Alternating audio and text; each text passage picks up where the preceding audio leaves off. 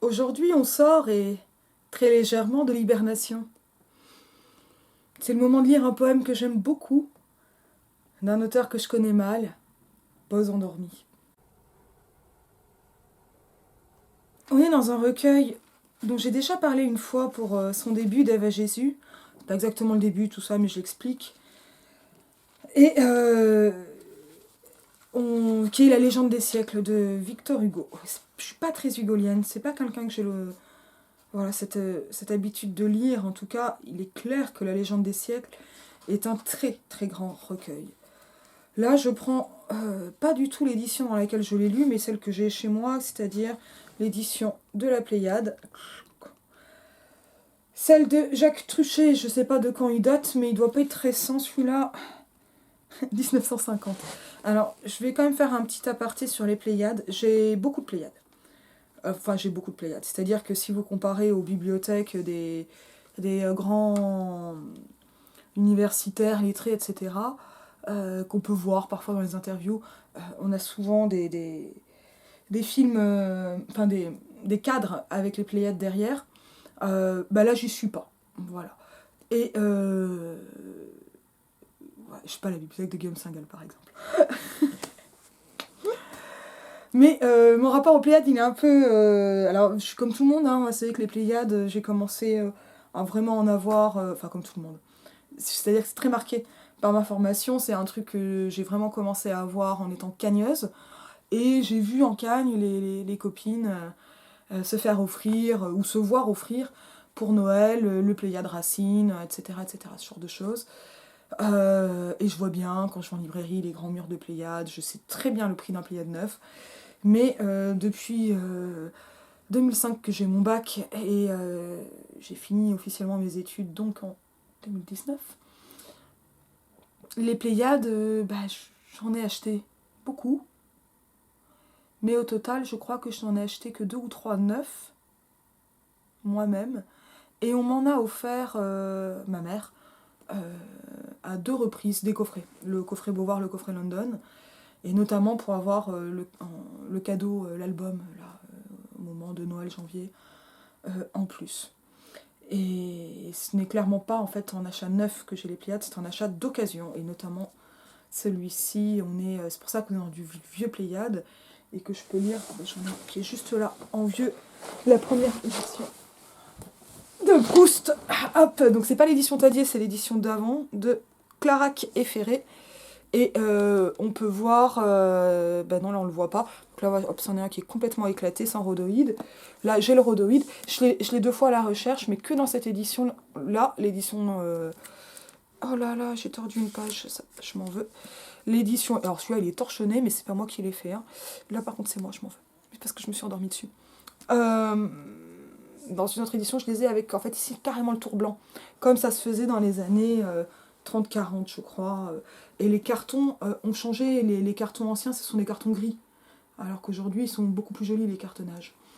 Et en fait, bah, mes parents sont des chineurs. Et bah, j'ai cette habitude d'aller en Chine, donc faire les vides-greniers, les brocantes, les antiquailles, les bouquinistes, et les puces. Et en gros, voilà, mes parents m'ont déjà ramené des cartons de 30 Pléiades anciens dans ce cas-là, et celui-là en vient de ce premier lot là, où il y en avait je crois 36, et ils l'ont payé 30 euros. Donc le rapport aux Pléiades, il change par rapport à ça, et il change également du fait que, bon, y a évidemment un prestige, un côté cadeau de Noël dans le Pléiade, c'est beau, mais en fait le Pléiade c'est aussi quelque chose qui est très pratique et qui peut permettre de regrouper en prenant très peu de place. Et c'est à ça que sert d'abord un Pléiade, et notamment avoir des inédits. Le côté universitaire des Pléiades est quand même moins important qu'il l'a été. Ça commence à être décoté au niveau universitaire, mais ça a pu être très très important d'avoir des Pléiades pour ces raisons-là. Pour avoir en fait des œuvres complètes. C'est un phénomène d'œuvres complètes. Et alors c'est jamais tout à fait complet les œuvres complètes, hein, ça c'est bien une chose que j'ai comprise avec Renan. Mais ça fait que voilà enfin je peux acheter un Pléiade, en général je vais mettre entre 1, c'est arrivé plusieurs fois que j'achète des Pléiades à 1 euro. Et je vais, souvent, je vais mettre 25-30 € quand c'est un titre que je veux. Que je veux pour plein de raisons, parce que ça va être pratique, etc. Et c'est ce que coûte un Pléiade d'occasion. Et en fait, il faut le comparer au prix des poches quand on va avoir plusieurs poches. Et à la place que prennent les poches. Et là, ça permet de justifier un petit peu, et pas complètement le Pléiade, qui reste quand même l'édition onéreuse. Mais c'était censé... Enfin, la poétique de Gallimard avec la Pléiade... D'ailleurs, c'est pas en fait Gallimard qui a inventé la Pléiade. Gallimard a récupéré la Pléiade. C'était d'avoir de l'édition complète, maniable, de poche, et luxueuse, mais pas de la bibliophilie. Et la bibliophilie, c'est un rapport ultra différent. Donc voilà, c'est pour ça que les Pléiades, c'est un peu compliqué. Je comprends très bien les critiques faites aux gens qui ont plein de Pléiades.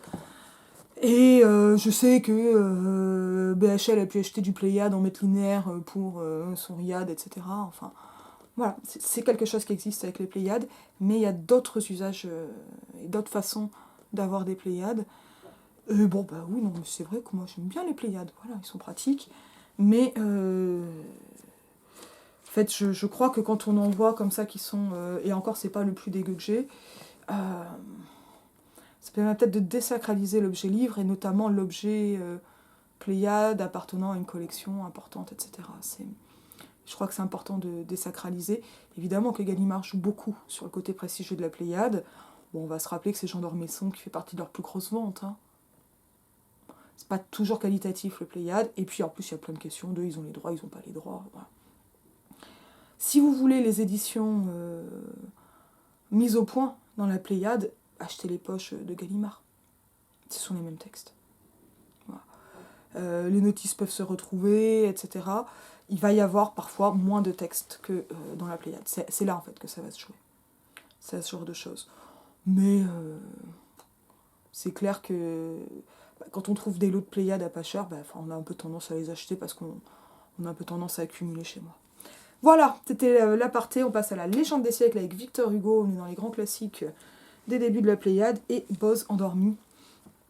C'est un peu long en fait, Boz endormi en le relisant. C'est pas le plus long, c'est très très beau. C'est vraiment un poème splendide. On est encore dans d'Ève à Jésus, cette partie des temps bibliques ou mythiques de la légende des siècles, qui est donc une épopée historique qui va relier le mythe et l'histoire. Et Boz endormi, c'est la réécriture du livre de Ruth, donc un des livres de l'Ancien Testament. Alors, ouais, je vais le lire et faire des remarques un peu éparses, comme souvent. Boz endormi. Boz s'était couché de fatigue accablé, il avait tout le jour travaillé dans son air. Puis avait fait son lit à sa place ordinaire. Boz dormait auprès des boisseaux pleins de blé. Ce vieillard possédait des champs de blé et d'orge. Il était, quoique riche, à la justice enclin. Il n'avait pas de fange en l'eau de son moulin, il n'avait pas d'enfer dans le feu de sa forge. Sa barbe était d'argent, comme un ruisseau d'avril. Sa gerbe n'était point avare ni haineuse, quand il voyait passer quelques pauvres glaneuses. Laissez tomber exprès des épis, disait-il. Cet homme marchait pur loin des sentiers obliques, vêtu de probité candide et de lin blanc, et, toujours du côté des pauvres ruisselants, ses sacs de grains semblaient des fontaines publiques. Boz était bon maître et fidèle parent. Il était généreux, quoiqu'il fût économe. Les femmes regardaient Boz plus qu'un jeune homme, car le jeune homme est beau, mais le vieillard est grand. Le vieillard, qui revient vers la source première, entre aux jours éternels et sort des jours changeants. Et l'on voit de la flamme aux yeux des jeunes gens, mais dans l'œil du vieillard, on voit de la lumière. Donc Boz, dans la nuit, dormait parmi les siens. Près des meules, qu'on eût prises pour des décombres, les moissonneurs couchés faisaient des groupes sombres. Et ceci se passait dans des temps très anciens. Les tribus d'Israël avaient pour chef un juge. La terre, où l'homme errait sous la tente, inquiet, des empreintes de pieds de géants qu'il voyait, était mouillée encore et molle du déluge. Comme dormait Jacob, comme dormait Judith, Boz, les yeux fermés, gisait sous la feuillée. Or, la porte du ciel s'étant entrebâillée, au-dessus de sa tête, un songe en descendit. Et ce songe était tel que Bose vit un chêne qui, sorti de son ventre, allait jusqu'au ciel bleu. Une race y montait, comme une longue chaîne, un roi chantait en bas, en haut mourait un dieu. Et Bose murmurait avec la voix de l'âme. Comment se pourrait-il que de moi ceci vint? Le chiffre de mes ans a passé 80, et je n'ai pas de fils, et je n'ai plus de femme. Voilà longtemps que celle avec qui j'ai dormi, ô Seigneur, a quitté ma couche pour la vôtre. Et nous sommes encore tout mêlés l'un à l'autre, elle à demi vivante, et moi mort à demi. Une race naîtrait de moi, comment le croire? Comment se pourrait-il que j'eusse des enfants? Quand on est jeune, on a des matins triomphants. Le jour sort de la nuit comme d'une victoire. Mes vieux, on tremble ainsi qu'à l'hiver le bouleau. Je suis veuf, je suis seul, et sur moi le soir tombe. Et je courbe, ô mon Dieu, mon âme vers la tombe. Comme un bœuf ayant soif, penche son front vers l'eau. Ainsi parlait Bose dans le rêve et l'extase, tournant vers Dieu ses yeux par le sommeil noyé. Le cèdre ne sent pas une rose à sa base, et lui ne sentait pas une femme à ses pieds. Pendant qu'il sommeillait, Ruth, une Moabite, s'étant couchée aux pieds de Bose, le sein nu, espérant on ne sait quel rayon inconnu, quand viendrait du réveil la lumière subite. Bose ne savait point qu'une femme était là, et Ruth ne savait point ce que Dieu voulait d'elle. Un frais parfum sortait des touffes d'asphodèle. Les souffles de la nuit flottaient sur Galgala. L'ombre était nuptiale, auguste et solennelle. Les anges y volaient sans doute obscurément, car on voyait passer dans la nuit, par moments, quelque chose de bleu qui paraissait une aile. La respiration de Bose, qui dormait, se mêlait au bruit sourd des ruisseaux sur la mousse. On était dans le mois où la nature est douce, les collines ayant des lys sur leur sommet. Ruth songeait et Bose dormait. L'herbe était noire, les grelots des troupeaux palpitaient vaguement. Une immense bonté tombait du firmament. C'était l'heure tranquille où les lions vont boire. Tout reposait dans Our et dans Jérimadette. Les astres émaillaient le ciel profond et sombre, le croissant fin et clair parmi ces fleurs de l'ombre brillait à l'Occident, et Ruth se demandait, immobile, ouvrant l'œil à moitié sous ses voiles, quel Dieu, quel moissonneur de l'éternalité avait, en s'en allant, négligemment jeté cette faucille d'or dans le champ des étoiles. Et après on passe à Dieu invisible au philosophe, qui est extraordinaire aussi. Alors quelques remarques, on a un ensemble de quatrains, ce qui est pas le vers tenu tout au long de la légende des siècles, mais qu'il est pas mal donc, dans ce d'Ève à Jésus. Et ça permet de donner un relief particulier. Et ces quatrains sont à rime embrassée, ABBA, et non pas croisés comme ABAB, ou le plus souvent en épopée AABB. Donc deux vers qui se suivraient. Les rimes embrassées, celles-là, on ne les avait pas dans le poème qui précède le Temple. On avait des rimes plates, et donc AABB, également dans le précédent, et également dans Dieu invisible au philosophe, on retourne aux plates et on perd le quatrain. Et ça, c'est extraordinaire. Parce que Bose endormi, c'est donc une réécriture du livre de Ruth, avec un décalage qui est très intéressant, et qui n'est pas sans incidence sur le genre, mais ce n'est pas la chose principale non plus de ce poème, mais je vais quand même le signaler. Mais la rime embrassée, elle va déjà en fait montrer que ici c'est un poème d'amour, mais aussi de fécondation. Et cette fécondation, elle se comprend au sens large. Alors c'est évidemment un poème qui est très érotique. Je vous rappelle, le livre de Ruth, c'est le livre qui raconte, je l'ai relu juste avant, comment Ruth, la belle-fille de Noémie, accompagne Noémie, alors même qu'elle est moabite et veuve. Elle accompagne sa belle-mère donc, qui a perdu son fils. Et en fait, tout le livre de Ruth, c'est le livre de Ruth donc, qui raconte Ruth arrivant et suivant les ordres de Noémie. Et vous pouvez voir comment Noémie, ici, a disparu. Noémie qui se fait renommer Mara. Donc de la gracieuse à l'amertume, si j'ai bien lu. Mais j'ai lâché très vite l'hébreu biblique, malheureusement. et Ruth voudrait dire la compagne. C'est quand même beau. Et donc déjà on a un énorme décalage qui passe de Ruth à Boz et qui fait de Ruth une surprise et qui valorise grandement d'ailleurs le personnage de Boz, donc le vieillard endormi et généreux. Et Ruth, donc le de Ruth est important parce que de Ruth et de, enfin, dans le livre de Ruth, rencontre Boz, gagne, c'est pas de la chevalerie, hein, mais obtient le droit de glaner sur son champ à la suite de ses servantes, et il demande donc, à ce que des épis soient jetés pour qu'elle puisse les ramasser et les ramener chez elle. En fait, Ruth est une parente par Noémie de Boz, mais elle ne le sait pas.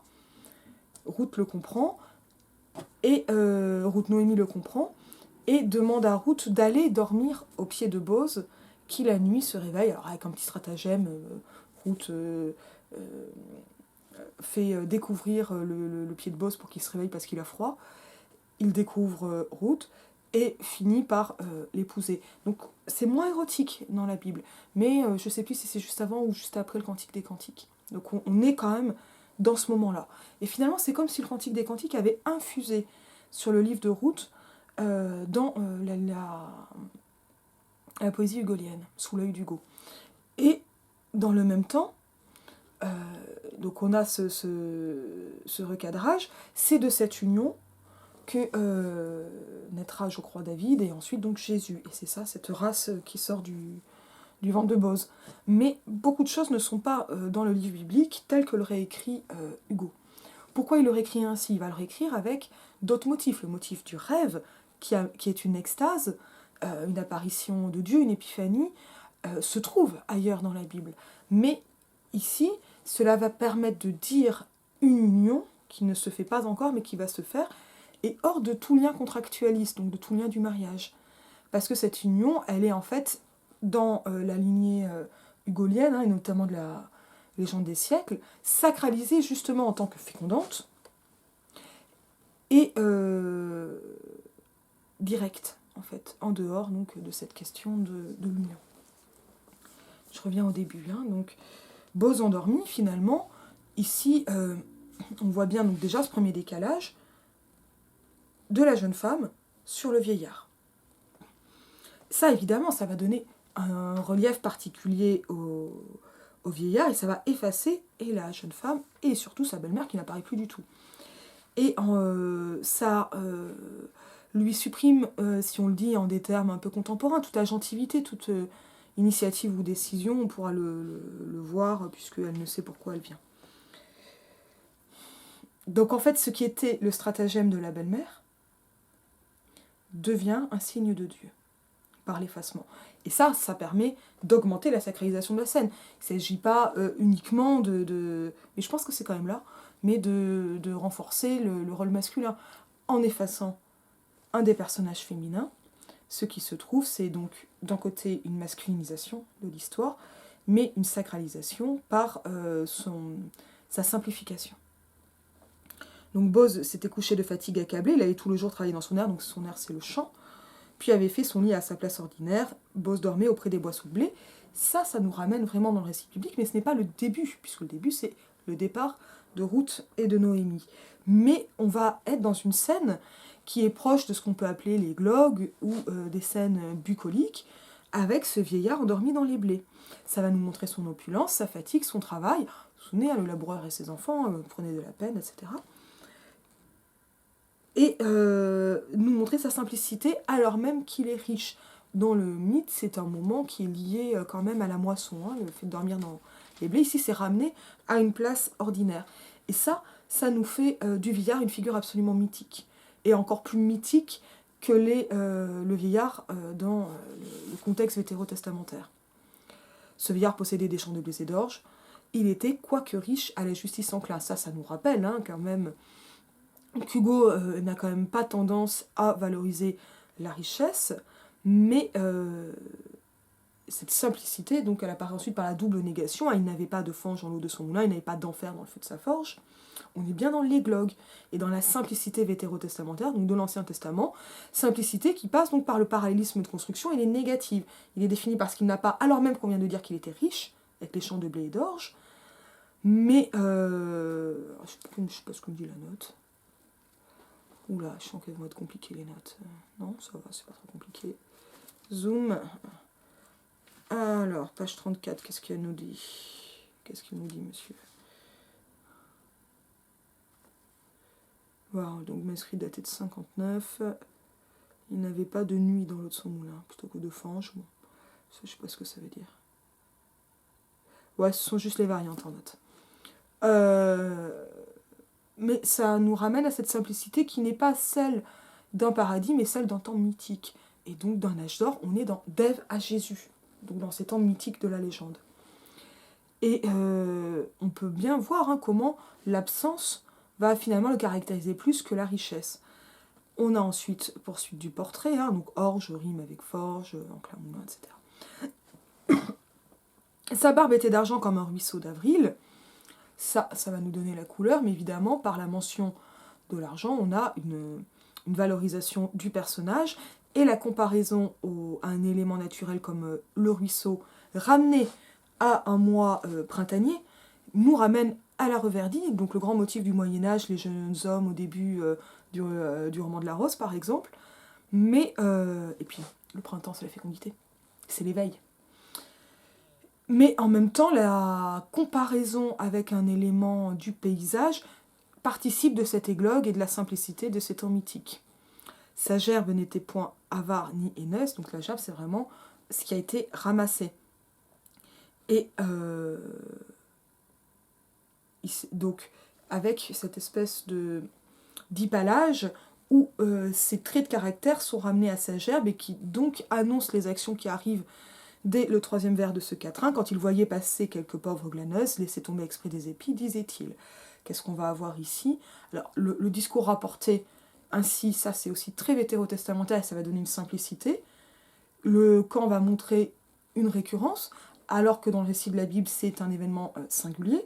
Le passage du singulatif à l'itératif va amener une caractéristique supplémentaire et d'autant plus valorisante pour Bos, c'est-à-dire que ce qui se passe une fois est ici, alors il est quand même dit que c'est un personnage juste, Bos dans la Bible, mais est ici une habitude, et en même temps on a une impression de petit tableau. Quelques pauvres glaneuses, lequel ça c'est très La Fontaine, lequel que pour désigner, on va noter l'interposition de l'adjectif pauvre à glaneuse, qui bon, du pathos ça serait exagéré, mais qui va renforcer, et cette quelques pauvres glaneuses est déjà, un peu comme chez La Fontaine avec Fait de Suavitas, même si là on n'a pas de liste, une façon d'annoncer Ruth sans qu'elle soit encore là. Et donc on a bien un décalage par rapport à l'histoire initiale qui va raconter le glanage de Ruth et ce qu'elle ramène, mais et elle ramène pas mal, mais ça c'est bien, c'est de la générosité, elle se compte dans le livre de Ruth. Alors qu'ici, elle va se donner par la psychologie du personnage. Et donc, un tableau répété, très proche d'une image d'Épinal. Laisser tomber exprès des épis, disait-il, sous-entendu, pour qu'elle puisse les ramasser. Alors, on peut se demander pourquoi on ne les lui donne pas directement, mais parce que la glaneuse glane. Elle a un travail qui s'accroche, qui s'ajoute au travail des autres, non pas par parasitisme, mais par pauvreté. Ce serait quand même bien d'arrêter de penser que les pauvres sont des parasites, et qui va montrer ici une charité qui rentre dans ce système quand même, qui permet de faire de la glaneuse aussi quelqu'un de méritant dans le système axiologique de la Bible. Cet homme marchait pur, loin des sentiers obliques, vêtu de probité candide et de lin blanc. On peut se rappeler que candide, c'est la couleur de celui qui postule à Rome, à un poste, mais c'est une couleur qui marque l'honnêteté.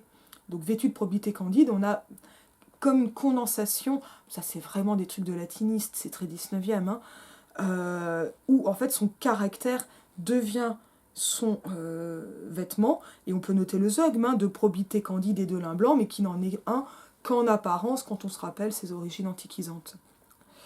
Et toujours du côté des pauvres ruisselants, évidemment qu'on rigole aujourd'hui, parce que le ruissellement, finalement, ici, il fonctionne. Et ce ruisselant nous rappelle le ruisseau d'avril de sa barbe.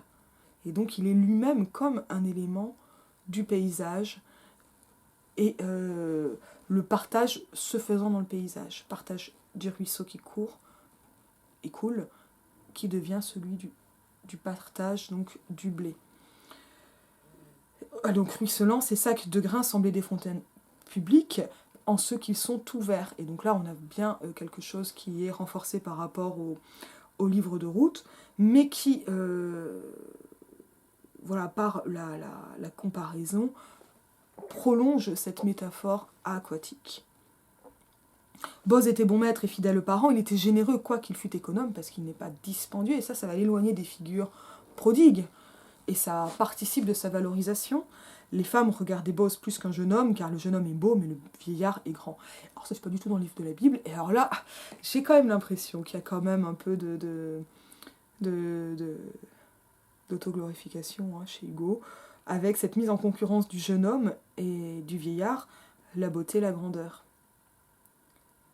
Bon. C'est quand même marrant, si on lit en termes vraiment d'esthétique contemporaine, de voir comment ici Hugo suppose un female gaze, donc de femmes regardant des hommes, qui sert surtout les hommes. Je continue. Le vieillard qui revient vers la source première, parce qu'il retourne à l'enfance, ça c'est vraiment très topique, on le trouve beaucoup en littérature médiévale, mais la source nous rappelle le ruisseau. Et donc toute cette liquidité parcourt, avec un érotisme qui va être de plus en plus marqué, ce poème. Entre aux jours éternels et sort des jours changeants. Ici, la vie et la mort étant finalement placées dans une continuité, et ce vieillard étant lui-même à ce moment de transition qui est importante, puisqu'il va donc avoir une descendance.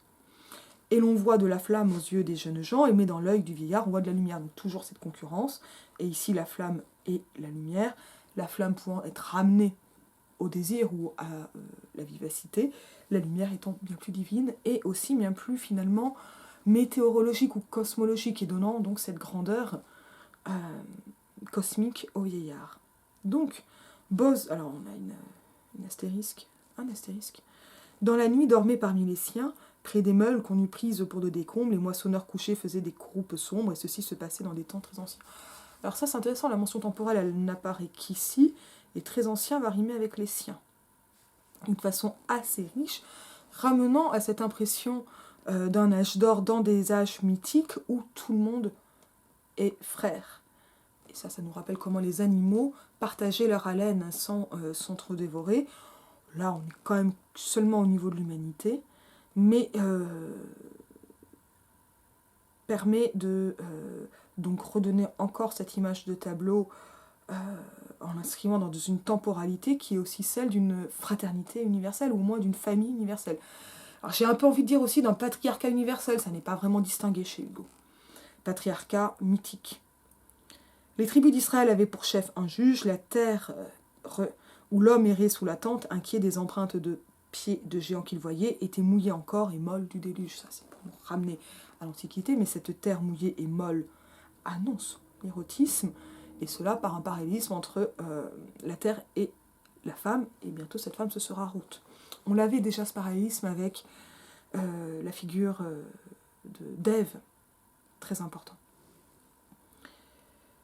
Alors, où l'homme errait sous la tente, on est vraiment dans l'image topique du sémite dans le désert, et sous la tente qui va être très importante pour Renan, qui est vraiment dessinée ici et qui passe par cette perception donc, des empreintes de géants qu'il voyait qui inquiètent l'homme, parce que ces empreintes de géants, elles peuvent faire référence aux titans de l'Antiquité, il y a quelque chose de cet ordre-là, mais elles font surtout référence à des mythes qui sont reliés, notamment pour Renan, à une perception différente de l'humanité à ces époques. Et tout cela, hop, deuxième astérisque, permet en fait de donner une inscription temporelle qui évidemment ne correspond pas à une date, qui est mais qui passe par un temps donc, qui finalement est cosmique, météorologique, donc molle, déluge, etc. Et évidemment biblique. C'est le temps du mythe. Comme dormait Jacob, comme dormait Judith, parallélisme. Ah oui, puis on a très très peu dans Boz endormi de ces jeux de rejet contre rejet, d'un verre qui finit dans l'autre. Et au contraire, tout va se passer par l'harmonie du vers, qui est quand même pas non plus extrêmement classique, mais comme dormait Jacob, comme dormait Judith, ça nous ramène à des figures vétérotestamentaires. Et la complétude des vers permet de mimer, de rendre cette harmonie de ces temps mythiques. Bose, les yeux fermés, gisait sous la feuillée. La feuillée, c'est vraiment un mot ancien pour dire sous les feuilles des arbres. Et le fait que le mot soit archaïque ramène aussi à ces temps mythiques. Or, la porte du ciel s'étant entrebâillée, au-dessus de sa tête, un songe en descendit. Tout ça n'est pas dans le livre de Ruth, mais va permettre donc de relier cette descendance qui est donc liée non plus à un mariage, comme dans le livre de Ruth, mariage évidemment fécondant, mais au seul acte sexuel qui est donc appelé ici par Dieu, par cette descente du songe. C'est un motif épique et biblique, hein, le rêve prophétique, ou voilà, l'épiphanie onirique, qui est ici donc ramené dans Bose endormi. C'est quand même beau, un songe en descendit, un songe plutôt qu'un ange. Et comme il dort, ça nous ramène à cette douceur en fait. On n'est pas du tout dans les trompettes du jugement dernier là. Et ce songe était tel que Bose vit un chêne qui, sorti de son ventre, allait jusqu'au ciel bleu, une race y montait comme une longue chaîne, un roi chantait en bas, en haut mourait en Dieu. Donc ce chêne qui sort de son ventre sera celui de sa descendance comme une longue chaîne, et ça il le comprend, parce qu'une race y montait, la race ici c'est vraiment le sens ancien qu'on a chez Racine d'une famille, une dynastie. Et cette dynastie, c'est celle de la Bible, hein. Enfin, c'est celle qui va aller jusqu'à Jésus, un roi chantait en bas, en haut mourait en Dieu, ça c'est Jésus. David et Jésus. Et cela l'amène donc, le relie à Dieu, ou du moins au ciel. C'est intéressant de dire quand même, bon, il y a quand même Dieu, hein, mais le ciel bleu qui ramène Dieu lui-même au monde, dans le système panthéiste d'Hugo. Et Bose murmurait avec la voix de l'âme, parce qu'il parle dans sa tête et non exactement dans son sommeil. Comment se pourrait-il que de moi ceci vint, le chiffre de mes ans a passé 80, et je n'ai pas de fils, et je n'ai plus de femme. On retrouve comme ça, c'est parallélisme, cette question, et qui va être poursuivie ensuite. Pas de fils, plus de femme, sa clôture. Voilà longtemps que celle avec qui j'ai dormi, donc son ancienne compagne, mais on voit comment ici le mariage est ramené au concubinage, littéralement, c'est-à-dire au partage de la couche. Ô Seigneur, a quitté ma couche pour la vôtre. Ça, c'est une périphrase pour dire mourir. Et nous sommes encore tout mêlés l'un à l'autre, elle à demi vivante et moi mort à demi. Ça, c'est splendide. Nous sommes encore tout mêlés l'un à l'autre, comme le font justement les rimes embrassées, et comme Ruth va remplacer cette femme. Elle à demi vivante et moi mort à demi vivante puisqu'encore vivante dans son souvenir, et lui mort à demi puisque vieux. Mais on peut noter à demi vivante, mort à demi, le chiasme qui embrasse, et ici qui embrasse pour montrer le passage de la vie à la mort, comme pour montrer ce qu'a été cette union avec sa première épouse, et qui annonce dans le même temps l'érotisme du partage de la couche avec Ruth qui arrive. Une race naîtrait de moi, comment le croire? Comment se pourrait-il que j'eusse des enfants? Quand on est jeune, on a des matins triomphants. Le jour sort de la nuit comme d'une victoire. Hop, un nouveau quatrain. Exclamatif, discours direct, tout ça pour montrer l'étonnement. Quand on est jeune, on a des matins triomphants, ici avec bien sûr matin qui rappelle la jeunesse. La journée présentant comme par métonymie une époque de la vie, mais je crois qu'on peut aussi y lire le phénomène de l'érection matinale. Non pas par grivoiserie, c'est pas drôle, mais c'est une façon de montrer aussi ce que fait et ce que peut la fécondité. Enfin, de montrer cette force fécondante, ici ramenée à la jeunesse, mais qui deviendra celle de Bose. Le jour sort de la nuit comme d'une victoire. Là, on a quelque chose d'assez effectivement triomphant, qui montre le passage de la nuit au jour,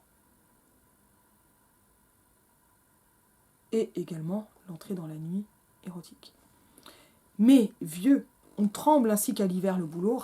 Hop, à nouveau les comparaisons naturelles, météorologiques, saisonnières. Je suis veuve, je suis seule, et sur moi le soir tombe. Hop, soir comme soir de la vie, toujours cette écriture cosmologique, hein, et je courbe, ô mon Dieu, mon âme vers la tombe, comme un bœuf ayant soif penche son front vers l'eau. Donc là, on a quelque chose d'un peu long qui va permettre une clôture de la parole de Bose, avec cette comparaison qui va montrer un désir de mort chez Bose, alors même qu'on va aller vers ce qui est très hugolien du désir ou de la pulsion de vie.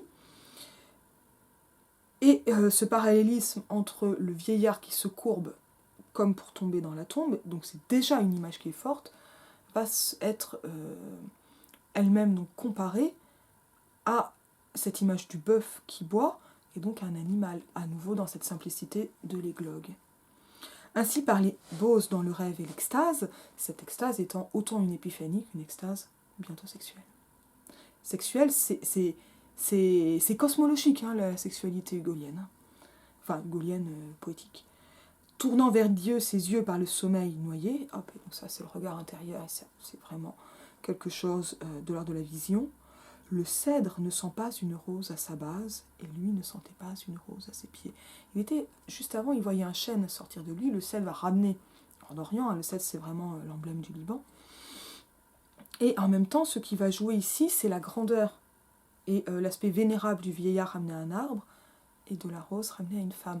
Je vous rappelle que la rose est un comparant habituel pour les femmes, et surtout donc la féminité, non seulement on va dire en raison de l'odeur, de la couleur, de la dimension fragile, du piquant, mais aussi parce que le dessin de la rose peut rappeler le dessin de la vulve. Et donc on a quelque chose ici de très charnel. Nouvel astérisque, et hop, ça tourne. Pendant qu'il sommeillait, et là on va avoir un effet simultané qui nous ramène plus directement à ce qu'est le livre de Ruth. Ruth, une Moabite, s'était couchée au pied de Bose, le sein nu, espérant on ne sait quel rayon inconnu quand viendrait du réveil la lumière subite. Plein de choses à noter.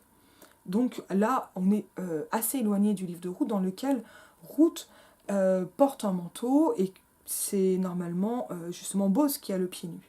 Et ici, c'est Ruth qui a le sein nu, ce qui va accentuer la dimension charnelle de ces retrouvailles. Et là, en plus, ils ne se sont pas rencontrés avant.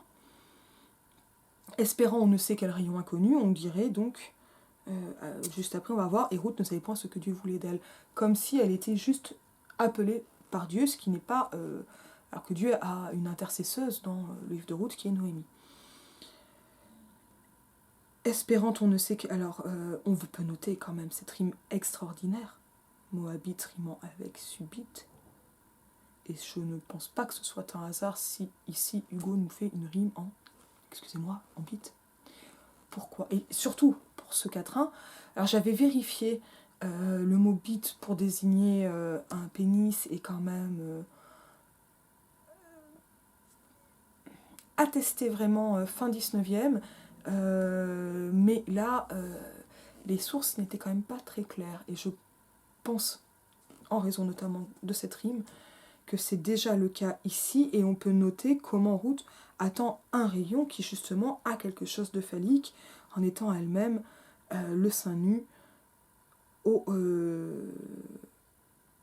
pied de Bose. Quand viendrait du réveil la lumière subite. Et on se rappelle que la lumière est bien celle du vieillard, quand le jour était celui des matins triomphants, enfin quelque chose ici dans la lumière qui va être fécondant, et cette lumière, c'est le rapport charnel avec Bose. Bose ne savait point qu'une femme était là, et Ruth ne savait point ce que Dieu voulait d'elle. Un frais parfum sortait des touffes d'asphodèle, les souffles de la nuit flottaient sur Galgala. Alors, parallélisme qui va permettre d'initier, d'abord par la négative, la rencontre, mais par le rapprochement, évidemment, des deux noms et des vers. Et par leur ignorance non pas mutuelle, puisque l'un ne sait pas qu'elle est là, et elle ne sait pas ce que Dieu veut. Donc, on a un triangle, et en même temps, c'est ramené au paysage par comme ce qui va suggérer un effet d'hypalage. Le frais parfum sortait des touffes d'asphodèle, et souffle de la nuit soufflait sur Galgala. On peut noter ici ce frais parfum, déjà c'est très érotique, et c'est comme quand au cinéma, on sort du cadre, et on va voir quelque chose qui va être évocateur. L'exemple le plus célèbre, c'est la coupure, je ne sais plus dans quel film c'est d'ailleurs, d'Hitchcock, dans le train, et on va dans ce coup voir le train passer dans un tunnel. Bon, on a compris qu'il s'agit d'une pénétration hétérosexuelle. Mais ici, c'est plus subtil, malgré tout, malgré la rime, puisque donc tout cela va d'abord, dans un premier temps, ou à une première lecture, nous mettre dans une atmosphère assez érotique, frais parfum, étouffe d'asphodèle, souffle de la nuit, ces touffes d'asphodèle pouvant évoquer Ruth, les souffles pouvant être mutuels, etc. Et en même temps, quand on le relit plus près, et quand on se rappelle que les asphodèles sont une plante plutôt funéraire dans l'Antiquité, d'ici, de laquelle ici sort un frais parfum. Ça nous montre quelque chose déjà se transformant pour Bose, d'évocateur. Et qui, en plus, par le fait que les deux puissent se lire, va déjà avoir quelque chose d'une intrication polysémique, préfigurant une intrication donc charnelle. Continue. Je tourne la page. L'ombre était nuptiale, auguste et solennelle. Nuptial, ça ne veut pas dire contrat de mariage. Nuptial, ça veut dire union, ici.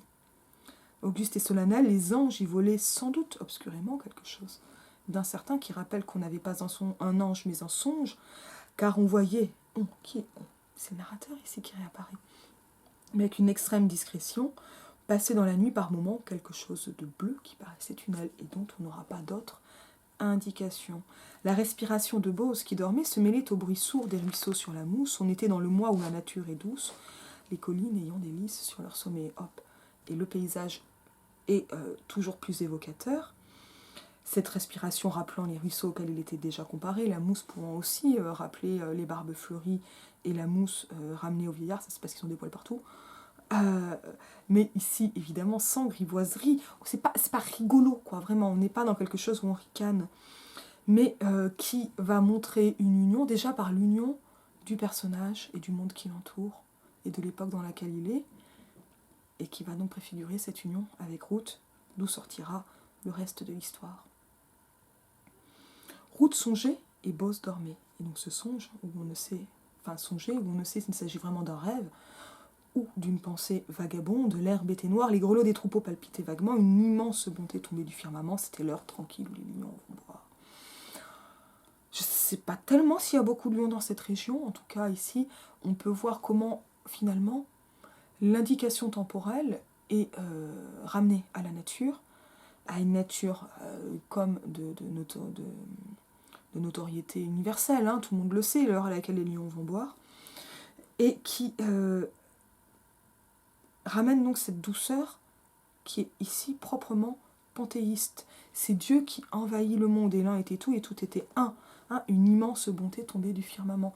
Et ici, cet acte d'amour est d'abord un acte de bonté, alors même que Ruth et Bose, alors de bonté de Bose pour Ruth, et peut-être y a-t-il quelque chose de l'ordre du don charnel, qui est finalement un peu plus effacé.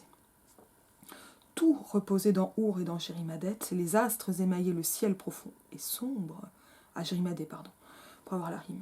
Le croissant fin et clair parmi ces fleurs de l'ombre brillait à l'Occident, et Ruth se demandait, et là on a la fin du quatrain, on va voir quelque chose de l'ordre d'un contre-rejet très léger, mais avec quand même marqué par notre passage, le passage à notre quatrain. Tout celui-ci reste cosmique, cosmologique et